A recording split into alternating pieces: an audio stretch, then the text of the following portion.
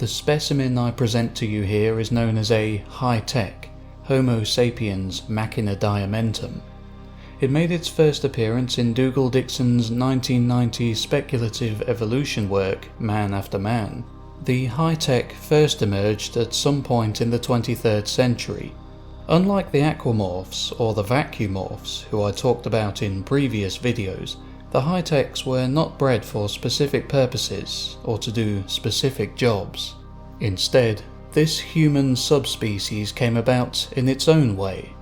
While humanity would go in differing directions over the ensuing centuries, with some going into space, some remaining in the decaying urban centres, and others setting up peaceful, simple lives in the countrysides, one group would emerge as the mechanical Hiteks, as a result of their complete reliance on technology and machinery.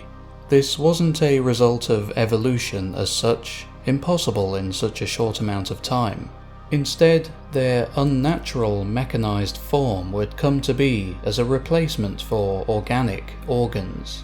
These contraptions are referred to in the story as cradles, which they use to hover and glide along in the huge facilities completely shielded from nature that they call home. We are only provided with one illustration. The book describes several individuals of this kind, however, all of whom vary in their degree of degradation. The individual in this illustration is named Haron Salto. It isn't mentioned which part of Earth he is from.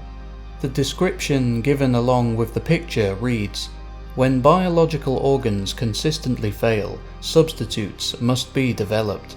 The more vital the failed organs that cease to work, the higher the technical backup needed.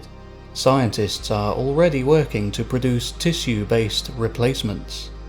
As long as the brain functions, it is worth keeping it alive, even if the body has deteriorated." The Hiteks, of course, are incapable of undertaking any physical work.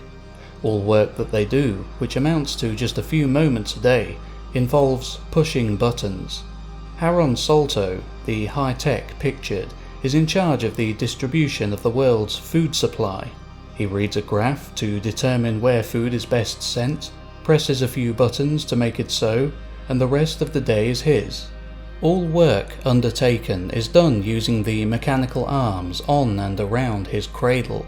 As well as a complete reliance on their mechanized forms, the Hiteks are also highly dependent on sedatives, which they administer themselves because their lives are oh so stressful.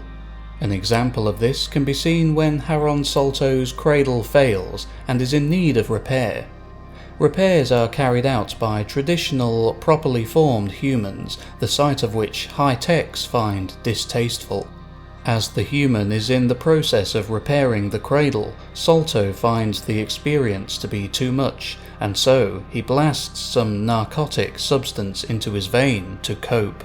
They're quite pathetic. Certainly not a viable future form of humanity.